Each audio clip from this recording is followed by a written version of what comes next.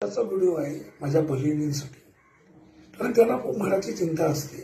त्यांच्या जर घराचा दरवाजा दक्षिणेला असेल तर ते साईडला विचारत असतात की बाबा मी दरवाजाच्या वरती काय लावू.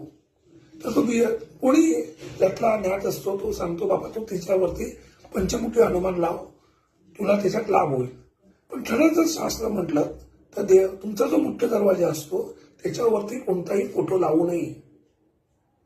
तुमचा जो दक्षिणेचा दरवाजा आहे तर दक्षिणेच्या समोरची उत्तरेची भिंत आहे, तिकडे तुम्ही हनुमानाचा फोटो लावू शकता. दरवाजा समोरच्याने काढून तो तिकडून येणारी जी एनर्जी असते, निगेटिव्ह एनर्जी असते, ती तो हनुमान तुमचं रक्षण करेल, त्या एनर्जी थांबवेल. दरवाजावर फोटो लावणं म्हणजे तुम्ही घराच्या दरवाजावर वॉचमॅन बसवणं, हे कितपत बरोबर आहे तुम्हीच सांगा.